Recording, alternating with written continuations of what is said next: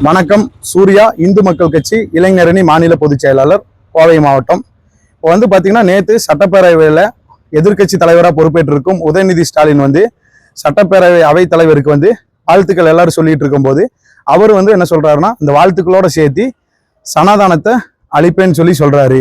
இப்போ விஜய் அவர் வந்து பார்த்தீங்கன்னா, தமிழக முதல்வராக பதவி ஏற்றுக்கும் போதே பிறப்போருக்கும் எல்லா உயிருக்கும் சொல்லி அவரு பொறுப்பேற்றிருக்காரு முதலமைச்சரா.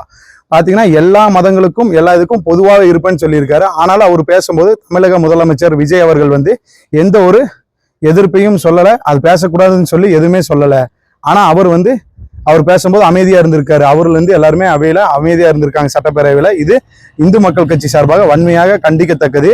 உதயநிதி ஸ்டாலின் இது பேசுறது இது 2வது முறை ஆகிப்போச்சு. இதே மாதிரி தான் கம்யூனிஸ்டுகள் மாநாட்டில் டெங்கு மலேரியா கொசுக்கள் போல இது எதிர்க்கப்பட வேண்டியதில்லை, அழிக்கப்படணும்னு சொன்ன மாதிரி சனாதானத்தை அழிக்கணும்னு சொல்லி சொன்னவர் உதயநிதி ஸ்டாலின். அது நாடு முழுவதும் பெரும் அதிர வலையை வந்து ஏற்படுத்திச்சு. அப்போ அதே மாதிரிதான் இப்பவும் பேசியிருக்காரு. இது வந்து இந்து மக்கள் கட்சி சார்பாக வன்மையா கண்டிக்கத்தக்கது. இதே மாதிரி இவர் பேசிட்டு இருக்கிற பட்சத்துல இப்ப பேசுனதுக்கு அவர் சட்டப்பேரவையில பேசின சொல்லுக்காக மன்னிப்பு கேட்கணும்.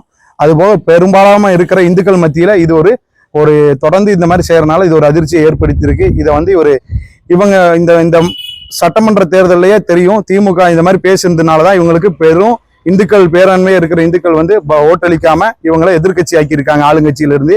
இதையும் தெரிஞ்சுட்டு இவர் மறுபடியும் இதே மாதிரி பேசுறது கண்டனத்துக்குரியது. இவர் மன்னிப்பு கேட்காத பட்சத்துல இந்து மக்கள் கட்சி சார்பாக கோவை மாவட்டம் மட்டும் இல்ல, தமிழகம் முழுவதும் இந்து மக்கள் கட்சி சார்பில் கண்டன ஆர்ப்பாட்டம் நடைபெறுங்கிறத தெரிவித்துக் கொள்கிறோம். இதை தொடர்ந்து வந்து பாத்தீங்கன்னா, இந்து மதங்களையும் இந்து கடவுள்களையும் இந்து கோயில்களையும் இழிவுபடுத்தி பேசினா ஒரு வாடிக்கை ஆகி போச்சு. அது ஒரு ஃபேஷன் மாதிரி இவங்களுக்கு ஆகி போச்சு. இதை எதிர்ப்புகள் வேற ஏதோ சிறுபான்மையா இருக்கிற மதத்துக்களை பத்தி பேசுறதுக்கு இவங்கனால முடியாது, பண்ணவும் மாட்டாங்க.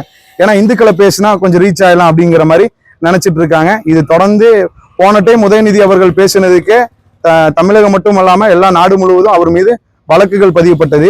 அதே மாதிரி இப்ப அவர் பேசின வழக்கு இது மன்னிப்பு கேட்காட்டி அவர் மீது வழக்கு பதியணும். வழக்கு பதியாட்டி நாங்க எல்லா இடத்துலயுமே அன்னையர்கள், தாய்மார்கள், பொதுமக்களை திரட்டி இந்து மக்கள் கட்சி சார்பாக பெரும் ஆர்ப்பாட்டத்தை முன்னெடுப்போம்.